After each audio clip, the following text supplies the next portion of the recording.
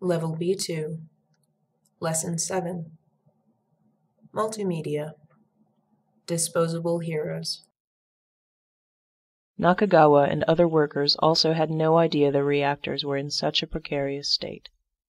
Information wasn't getting out to the workers in the plant amid the chaos following the earthquake and tsunami. Nakagawa says he wasn't aware of the extent of the radiation levels where he was working in the days after the twin natural disasters turned into a nuclear disaster until a Newsweek reporter pointed it out. Really? Gee, I didn't know that, he says. And finally, he didn't want to look like a coward. Instead, Nakagawa would become a hero, one of a group of workers dubbed the Fukushima 50 by the global media in search of a cogent way to cover an indescribable tragedy. In the coming days and weeks, hundreds more would join the effort, living off packaged food and sleeping in jam-packed conference rooms to deal with a crisis that would soon become the worst nuclear accident since Chernobyl. Like the firefighters who rushed into the World Trade Center on September 11, 2001, the workers were called the heroes of last year's triple disasters known as 3/11 in Japan. The international media quickly lionized them as the faceless heroes who stayed behind, and the Japanese press also latched on to the meme. But now in Japan these men are mostly forgotten. As the nation prepares for the first anniversary of the tsunami, the Japanese are preoccupied with radiation fears, the anti-nuclear debate, and bashing the operator of the Fukushima plant, Tokyo Electric Power Co., TEPCO, for its response to the crisis. The workers who risked their lives remain faceless and nameless.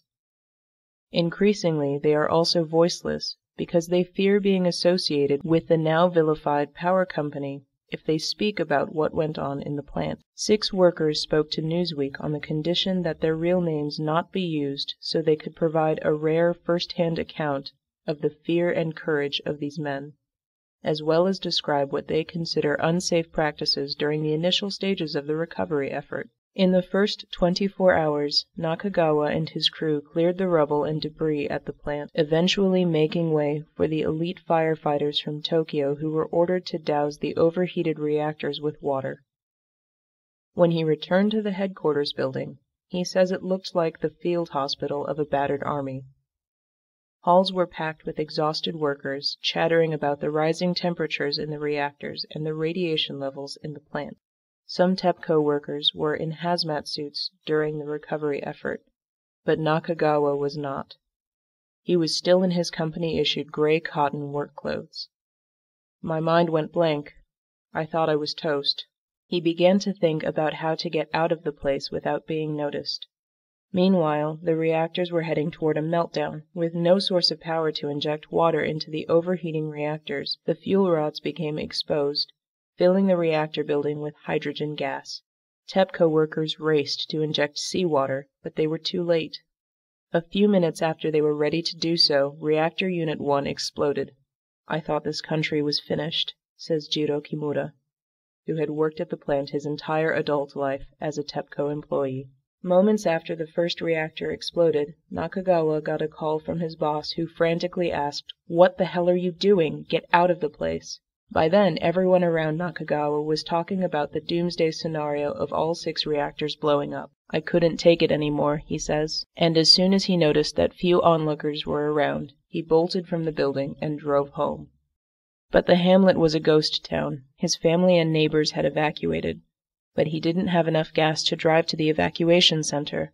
There was little food left at home, although the electricity was back on. Then his boss called, offering to bump up his salary 10 times if he went back. He called acquaintances at TEPCO, who were still clearing rubble and fixing power lines along the perimeter of the plant, and asked them to pick him up. That may have been a big mistake. 2 days later, he saw a pink mushroom cloud as Reactor Unit 3 blew up. He was fixing power lines along the south perimeter of the plant at the time, still in his cotton work clothes. Despite the popular narrative that these men worked at post-tsunami Fukushima out of heroism, many of them had different motives, like Nakagawa, whose company had ties to TEPCO. There were day laborers from the poorest neighborhoods of Tokyo and Osaka who went to Fukushima for the money. Some were members of the Yakuza, the Japanese mafia, say workers interviewed for this story. The practice continued until the summer, when a law was passed that made it illegal for companies to have contact with organized criminals. But as long as these people were willing to work, it didn't matter where they came from, the workers say.